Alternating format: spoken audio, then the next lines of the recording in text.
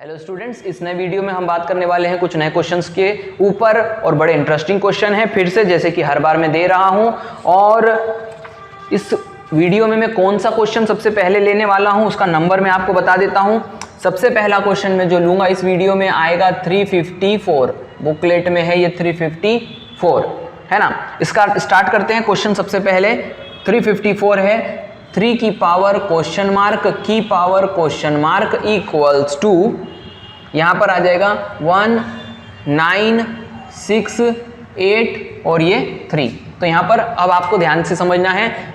ऐसे क्वेश्चन मैं बहुत बार करवा चुका हूं, लेकिन ये क्योंकि नए पैटर्न का क्वेश्चन है, यहां पर घात की मैंने घात लगाई है। तो ये कैसे होगा इसको देखते हैं। यहाँ घात की घात तो है लेकिन दोनों ही क्वेश्चन मार्क में है, तो देखते हैं इसको कैसे करते हैं। अब यहां पर विचार करते हैं। आप यहां पर जब घात की घात करते हैं, यानी घात को घात से गुणा करते हैं, तो यहां पर आ जाएगा क्वेश्चन मार्क का स्क्वायर इज इक्वल टू, यानी कि अब आपको जो आंसर चाहिए वो चाहिए क्वेश्चन मार्क क्या क्या आंसर आएगा, लेकिन उसकी घात है। अब यहां पर ये संख्या जो है ये क्या होगी, ये आपको विचार करना है। क्या ये पूर्ण वर्ग है और क्या ये पूर्ण घन है, ये विचार करना पड़ेगा। तो ध्यान से समझना, जो महत्वपूर्ण चीज बता रहा हूं, किसी भी संख्या के पीछे यदि वो पूर्ण वर्ग है तो 3 कभी नहीं आता। इसका मतलब कि ये संख्या पूर्ण वर्ग हो ही नहीं सकती। तो ये क्या होगी फिर, ये पूर्ण घन संख्या है, यानी कि इस संख्या का आपको घन मूल पता करना है। कैसे करोगे विचार करते हैं, ध्यान से समझो।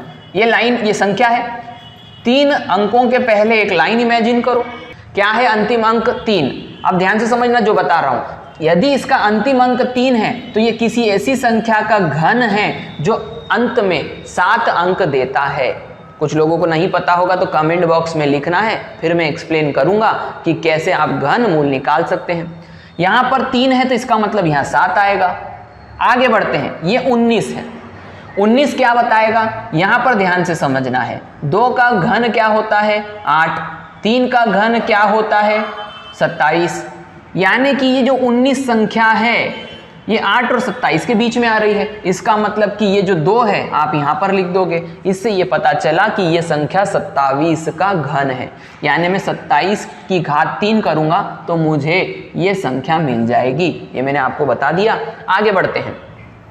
अब यहां पर है 3 की घात क्वेश्चन मार्क की घात स्क्वायर, यानी क्वेश्चन मार्क का घात है 2। अब यहां पर भी आपको आधार क्या चाहिए, 3 चाहिए। तो 3 कैसे लाओगे, ध्यान से समझना। यहां पर आप कहोगे कि 3 की घात ये हो गई 3। तो हमने लिख दिया 27 को 3 की घात 3, और ये 3 की घात पहले से लगी हुई थी। अब यहां पर आ जाएगा 3 की घात क्वेश्चन मार्क का स्क्वायर इज इक्वल्स टू, यहां पर हो गया घात आपस में गुणा हो जाएगी, ये हो जाएगी 9।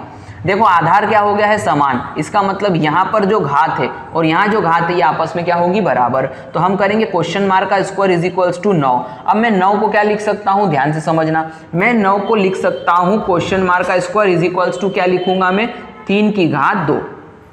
अब यहां पर क्या हो गया, जब घातें समान होती है तो आधार को समान होना पड़ता है। उल्टा नियम, जब आधार समान होता है तो घातें बराबर होती है, और जब घातें बराबर होती है तो आधार को समान होना पड़ता है। मतलब कि क्वेश्चन मार्क का आंसर आ जाएगा 3। तो मैं उम्मीद करता हूं कि आपको समझ में आ गया होगा।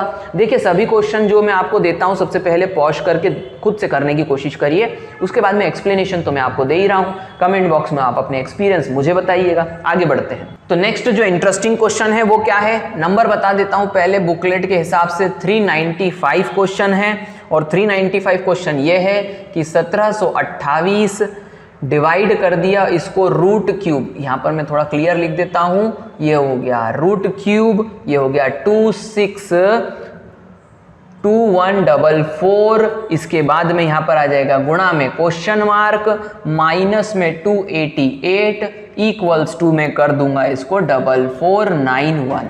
तो ये क्वेश्चन है, पॉज करो, खुद से करने की कोशिश करो, आंसर का एक्सप्लेनेशन फिर से देख लेना। यहां पर मैं करता हूं 1728 इस तरीके से। ये पूरी संख्या इसके बटे में है। सबसे पहले तो मैं ये पता कर लेता हूं कि ये संख्या किसका घनमूल है, यानी कि ये किस संख्या जो है इसका घनमूल क्या होगा। तो मैं क्या करता हूं, 3 लाइन के बाद में इमेजिन करता हूं, जैसे मैंने पिछली बार बताया था। अब मैं पहले बता चुका हूं पिछले वीडियोज में, यदि नहीं देखा तो आप जाके देख सकते हो। 4 ही है, यानी कि ये किसी एक ऐसी संख्या का घन है जो अंत में 4 अंक देगी। क्यों, क्योंकि किसी भी घन संख्या यदि उसका अंतिम अंक 4 है और उसका घन करते हो तो आंसर में भी आपको 4 ही मिलेगा। तो यहाँ पर हमने कहा कि ये ऐसी कोई संख्या है, यहाँ पर मैं आपको पहले करके बता देता हूँ, ये कोई ऐसी संख्या है जिसका अंतिम अंक 4 होगा। कैसे पता चला? इस संख्या के अंत में 4 था। आगे बढ़ते हैं, ये संख्या से हमको क्या पता चलेगा? देखो मैं क्या बता रहा हूँ, यहाँ पर 5 का जो घन होता है 125 होता है, 6 का घन जो होता है वो 216 होता है और 7 का घन होता है 343। ये जो आगे की संख्या है 262, ये दोनों के बीच में आ रही है, यानी 6 के घन और 7 के घन के बीच में आ रही है। तो आप क्या ले लोगे? छोटा घन संख्या, यानी कि 64। ये संख्या क्या बन गई? 6, 6 4 यानी 64। इसका मतलब कि 64 का जब आप क्या करोगे, ध्यान से समझना, 64 की घात 3 करोगे, 64 का जब आप घात 3 करोगे तो आपको ये संख्या मिलेगी। ये मैं आपको बता रहा था। अब इस पूरी संख्या की जगह पर आप यहाँ पर क्या लिख दोगे? 64। क्यों? क्योंकि 64 का ये जो है वो घनमूल था। तर्क समझ गए होगे आप? अंदर की संख्या का मैंने बोला था कंफ्यूज नहीं होना, कंफ्यूज हो गए तो मेरे को बता देना, मैं एक बार फिर से सॉल्व कर दूंगा। अब इसके बाद में मैंने यहाँ पर करा क्वेश्चन मार्क, माइनस वाली संख्या को उधर ले गया तो ये हो गया 4491, इसको मिटा दे रहा हूँ, ये हो गया प्लस में 288। आगे बढ़ते हैं, इन दोनों को जोड़ दीजिए, 8 और 1 9, 8 9 17 की 7, हासिल का 1 2 और 4 6, 6 और 1 7 और ये हो गया 4। यहाँ पर क्या करना है? काटना है, 16 से काट दीजिए, 16 चौक 64। अब देखना यहाँ इंटरेस्टिंग काम होने वाला है। 16 चौक 64 और 1 ये कट गया, 16 एकम 16, बच गया यहाँ पर 1 बचा। तो आप बोलेंगे सर ये 12 है और 8 और ले लीजिए, पहाड़ा अच्छे से याद था। तो आप क्या करोगे? 16 8 128 और यहाँ हो गई एक गलती, जिसकी वजह से आप कंफ्यूज होते रहोगे कि मेरा आंसर क्यों नहीं आ रहा है। क्योंकि ध्यान से समझना, तुमने यहाँ पर इसको 128 को पूरा पूरा काटा। ये गणित में कुछ ऐसी अजीब चीजें हैं जिनको कि कहीं ना कहीं कंफ्यूजन जिनमें रहेगा ही रहेगा।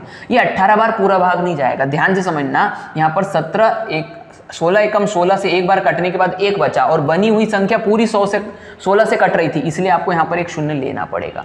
क्यों लेना पड़ेगा अभी और क्लियर करूंगा। फिर आप इसको काट दीजिए 16 8 128 बार, तो ये 108 बार पूरा कटेगा। तो ध्यान से समझना, ये शून्य आपको अनुमान से लेना पड़ेगा, इस अनुमान से कि यदि मैं इसको सिर्फ 18 करता तो क्या 16 से काटने पर, इस 1628 को 16 से काटने पर सिर्फ 18 बार ही कटेगा क्या? नहीं, आपको ये अनुभव लेना पड़ेगा कि यहाँ पर ये शून्य आएगा ही आएगा। अब इसको आगे और सॉल्व कर देते हैं। 4 से इसको काट दीजिए, 4 दूनी 8 बच गया, यहाँ पर 2, 4 7 28, यहाँ पर बच गया 27, क्वेश्चन मार्क इक्वल्स टू, ये हो गया 4779। आप किससे काटें? तो 9 से काट दो, 9 तिया 27, 9 45, 9 45 बच गया 2, 9 तिया 27 और 9 एकम 9। 3 से काट दो, 3 एकम 3 बच गया 2, 3 7 21 और 3 7 21, यानी कि क्वेश्चन मार्क का जो एग्जैक्ट आंसर आएगा वो आएगा 177। उम्मीद करता हूं समझ में आ गया होगा बहुत अच्छे तरीके से। नेक्स्ट क्वेश्चन जो है इसे आप बुकलेट का माने, लेकिन ये फिर भी बोनस क्वेश्चन ही होगा एक प्रकार से, क्योंकि देखिए क्वेश्चन का नंबर बता देता हूं मैं पहले, 447 447 बुकलेट के अनुसार ये क्वेश्चन है। और ये क्या है? 12.25 का होल स्क्वायर, यहाँ पर माइनस में √265 इक्वल्स टू क्वेश्चन मार्क। अब देखिए जो इसके ऑप्शन हैं वो मैं आपको पहले दे देता हूं ताकि आप अपने मन से इसको करने की कोशिश करें, और मैं आपको इंटरेस्टिंग तरीके से कैसे आप इतना बड़ा आंसर ला सकते हैं वो भी बता दूंगा। 125.0265, इसके बाद में आ जाएगा C इक्वल्स टू यहाँ पर 375.2625, इसके बाद में जो डी ऑप्शन है वो मैं आपको बता देता हूं, ये है 465.3625। फिर से समझ लीजिए, प्रश्न ऐसा लगेगा कि अरे बहुत सरल है सर, सिर्फ जोड़ना घटाना ही तो है, लेकिन करके देखिए, फिर बार बार कह रहा हूं। आगे बढ़ते हैं, अब इसको सॉल्व करते हैं। देखिए इस क्वेश्चन को आप सॉल्व करने जाएंगे तो यहाँ पर आ जाएगा 12.25 का होल स्क्वायर। एक स्टूडेंट बोलेगा बाप रे दशमलव की संख्या है, उसका वर्ग है, 2 बार करना पड़ेगा। कुछ नहीं, चिंता मत करिए, शांति से विचार करना है सिर्फ यहाँ पर क्या हो रहा है। यहाँ पर ये वर्ग संख्या है, ये जो संख्या है अंडर रूट में मैं बड़े डिटेल में करके बताऊंगा, इसको मैं लिख सकता हूँ 25 का वर्ग, क्योंकि 25 का वर्ग क्या होता है? 625। अंदर की संख्या करनी वैसी की वैसी रहने दी, अंदर की संख्या को लिख दिया 25 का वर्ग। अब क्या होगा? यहाँ क्वेश्चन मार्क पता करना है।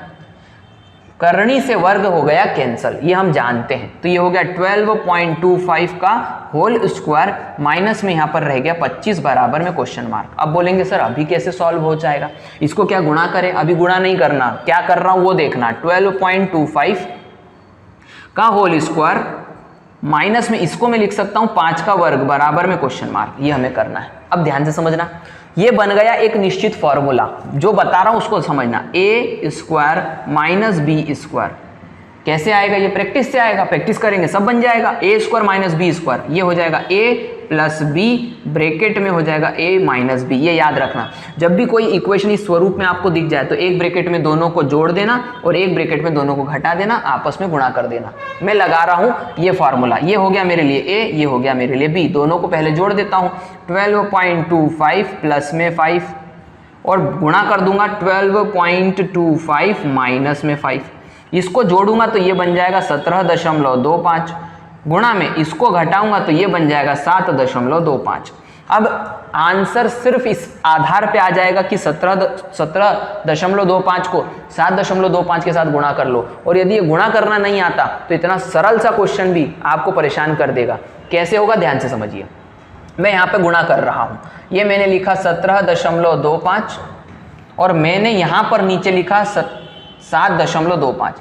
आप बोलेंगे ऐसे कैसे गुणा कर रहे हैं? ये एक तरीका है, कमेंट बॉक्स में लिखना यदि आपको पता करना है तो। ये मैंने इसके आगे एक शून्य लगा दिया, ये भी अब 4 अंक की संख्या हो गई, ये भी 4 अंक की संख्या हो गई। दशमलव दोनों में समान जगह पे लगा है, इसलिए मैं शुरुआत में इस दशमलव को हटा देता हूं। सिंपल सा काम है, 4 अंकों की संख्या को आपस में गुणा करना है। देखिए मैं एक लाइन में कैसे आंसर लेकर के आता हूं।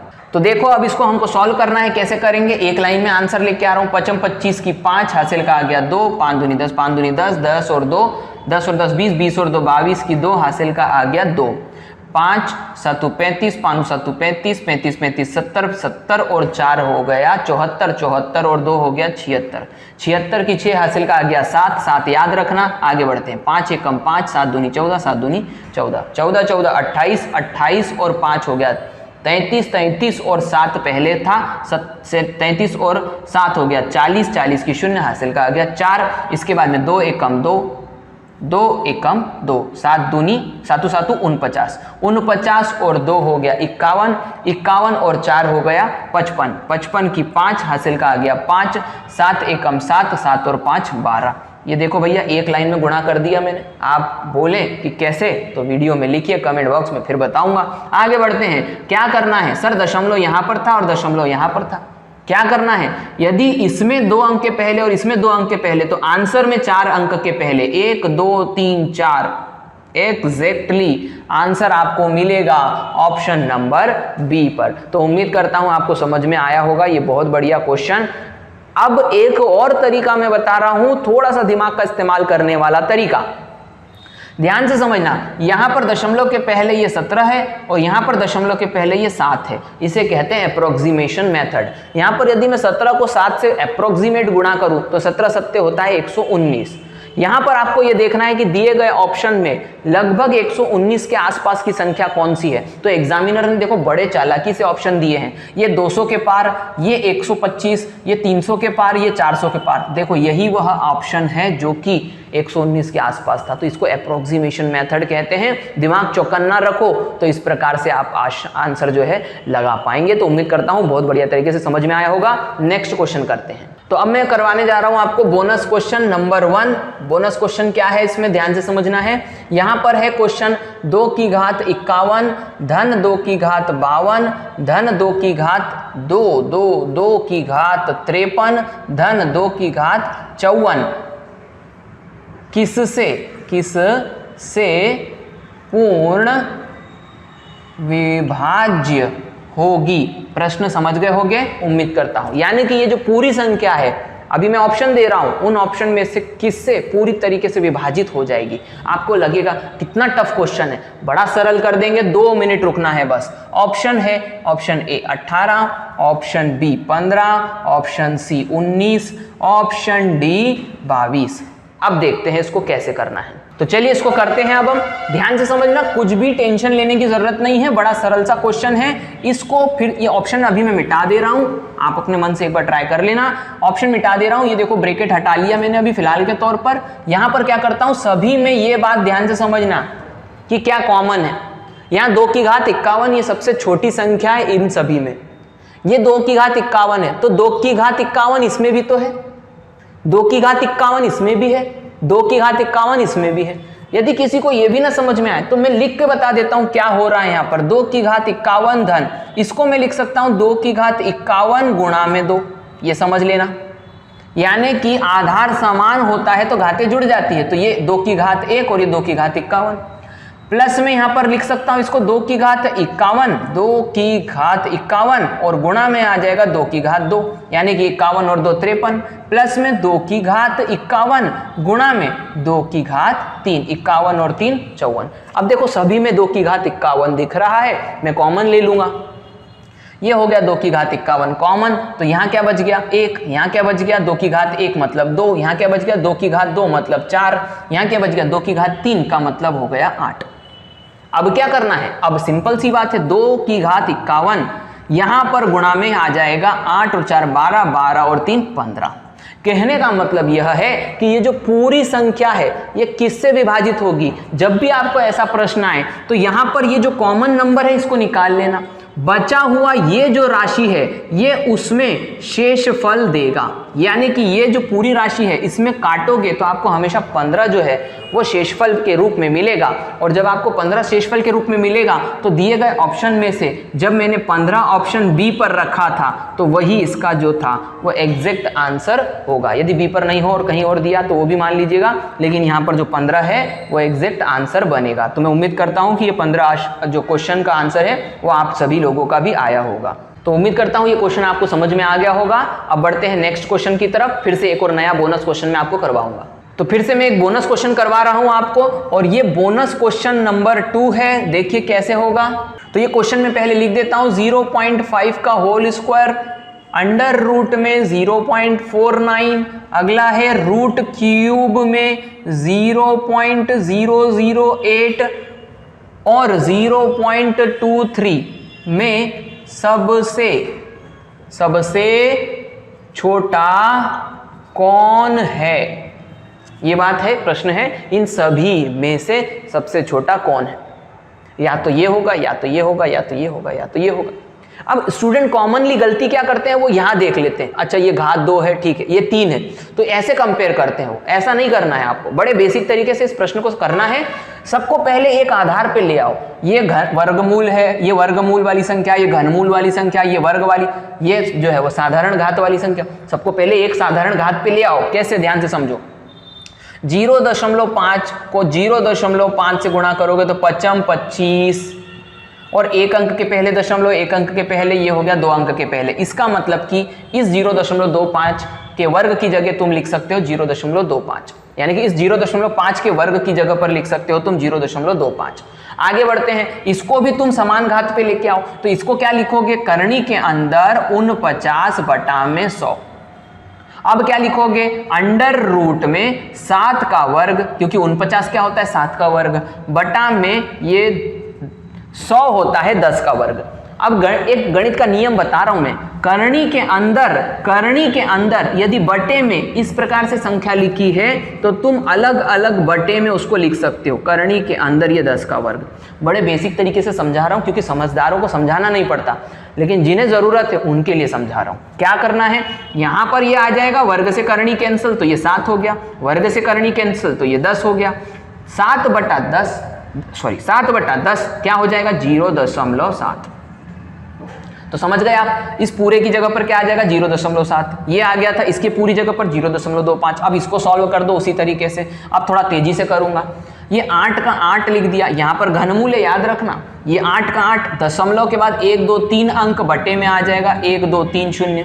अब क्या करना है, करनी के अंदर 8 जो होता है वो होता है 2 की घात 3, 1000 होता है 10 की घात 3, ये मालूम होना चाहिए आपको। अब फिर से वही नियम यहाँ पर जो लगाया था वो यहाँ लगा दूंगा, तो यहाँ पर आ जाएगा करणी के अंदर घन में, घन करणी है ये, घनमूल के अंदर 2 की घात 3 बटा में घनमूल के अंदर 10 की घात 3, ये 3 से ये कैंसिल, 3 से ये कैंसिल, हो गया 2 बटा में 10 यानी कि 0.2।